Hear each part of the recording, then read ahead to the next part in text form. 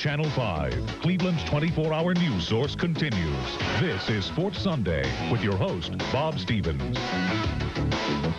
Good evening, everybody. A week ago, everybody wanted the coach run out of town, the quarterback tarred and feathered. I mean, I can't count how many people I heard say, the season's over. And the Browns were 1-1. As gloomy as things looked a week ago, tonight, hey, they're about as bright as today's sky at the stadium. On Throwback Weekend, wearing the jerseys of the '64 champions, with champions like Leroy Kelly and Jim Brown watching them, the Throwback Browns came out like the team that threw away the Steeler game. On the first drive of the game, Vinny Testaverde threw his 7th interception of the season. I think it wears on you, you lose sleep. You just want to make sure everything's perfect. You prepare everything with everything that you have so you don't make any mistakes out there. And it was a long week, but I'm glad it's over. Everyone else was glad he didn't do it again, but it didn't cost him, and Antonio Langham answered later in the first. Ball was thrown. I played the ball, and then I jumped up. I jumped a little higher than I expected. I didn't know I had that type of vertical. No, just, but it was good to be able to get my hands on it and try to do a little something with it.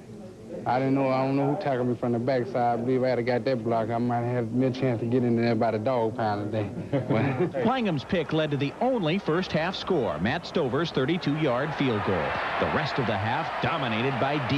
This sack by Frank Stams was really the difference in Greg Davis's field goal falling short. We had a lot to prove because, I felt like, we were kind of disrespected as far as that comment that guy made. I don't even remember his name. But he made some comment last week that he guaranteed that they would come in here and beat us on our home field.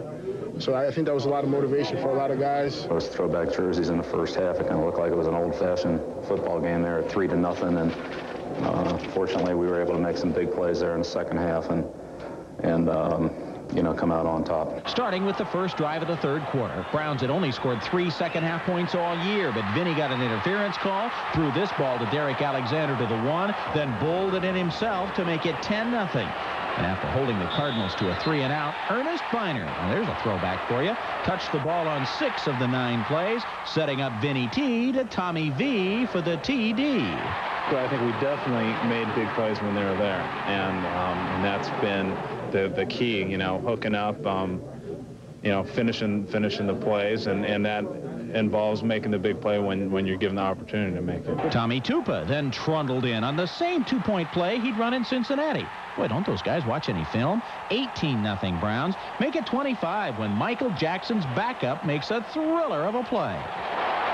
We had said earlier in the week, this defense, they gamble a lot and try and blitz. And, if you can get away from one of the guys, usually the field's going to be wide open, and that's what happened. But that wasn't the last home run left from this lineup. Jay Schrader throws it up. Eric Turner tips it to himself and sets sail. I can't remember too much of him. I'm still winded from him. I think Michael Dean had great pressure, and I believe he tipped the ball, and it was just hanging up there, and I was fortunate enough to catch it and got some great blocks and just follow my blocks. The Browns did have to make one last stand to save the first stadium shutout in 11 years. It doesn't matter what team it is, a shutout is a shutout, and it's been a while since I had one of those, so I'm smiling about it from ear to ear. It was a great feeling. I think Cleveland's a good football team. We knew coming in their defensive line was probably one of the best in the league. I don't think they're 32 points better than we are. I don't think many people do.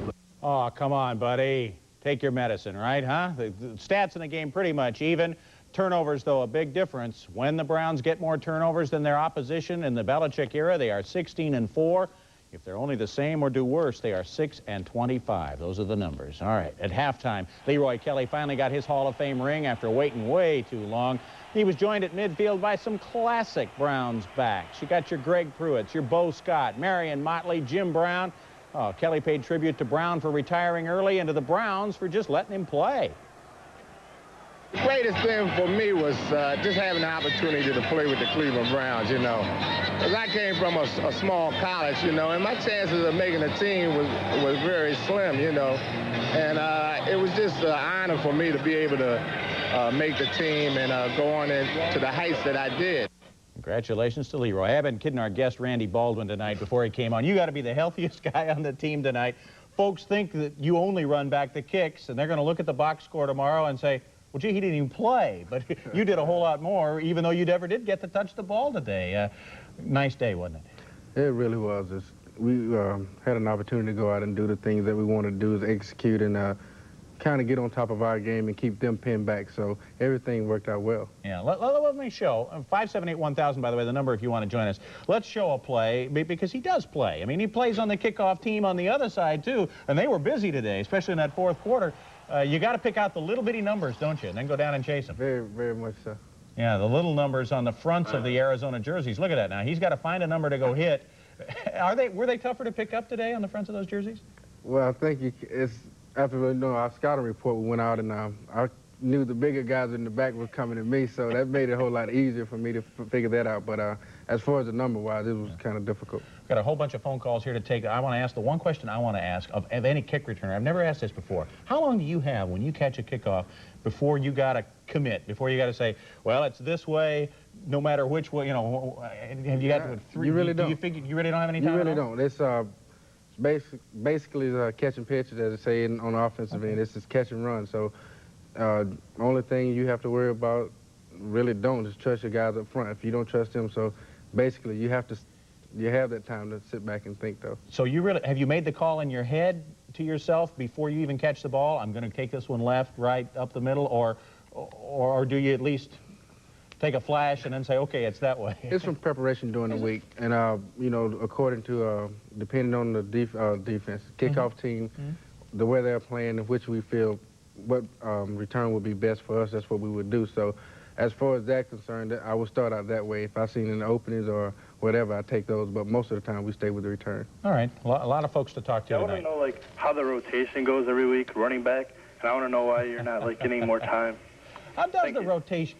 I mean, is there any set rotation? Does it work? I mean, Ernest, all of a sudden, third quarter, got some time. You got some time a couple of weeks ago. All of a sudden, for a couple of series. Do you know in the first of the week? Did you know the first of the week? I'm probably not going to see the ball much on offense this week, or does that just come up to game time? Well, it just come up at game time. I think which is good for us. We have 5 running backs, and we have 5 guys that could go in and play with 5 different games that are able to move the chain. So I think that works real well with us. So that's part of the contribution of the team is be prepared and be ready to go whenever your number's called. All right.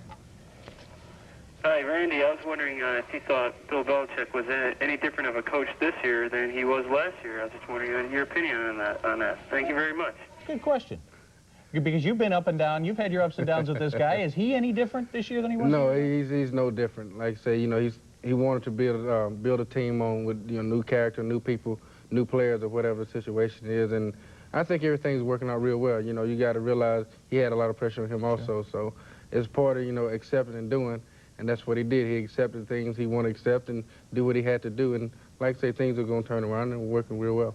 Do you think you're one of his players now? I mean, it seems like you've gone from being gone to being one of the guys he's counting on now. Yeah. Well, I guess you could say that because I'm here. I'm here making my contribution to the team and helping my teammates try to be successful. So we'll take it from there. Have you talked to Derek Alexander at all? Because he's been in and out of the coach's little doghouse. He makes the big touchdown today. Is that how you do it? Is on Sunday, or is it the preparation and stuff during the week that gets you in and out of trouble with the boss? Well, with him, it's the preparation during the week. If you go ahead and do what you have to do during the week, you'll be prepared on Sunday to make the plays, have an opportunity to make them. So, it always reflects. If you make a play, you go back and say, that's what you did during the week, give you an opportunity to make those. So Derek and the receivers did that this week because they knew they had to play well with Michael out and Mark Carrier not feeling well. All right, let's take another call here. Hi, Randy. I'd like to know what happened to the running game today. There seemed to be more passing. Thanks. Bye. Been a lot more passing in a lot of more games. Boy, this team's like a circus out there throwing the ball. That's not Belichick's style of playing.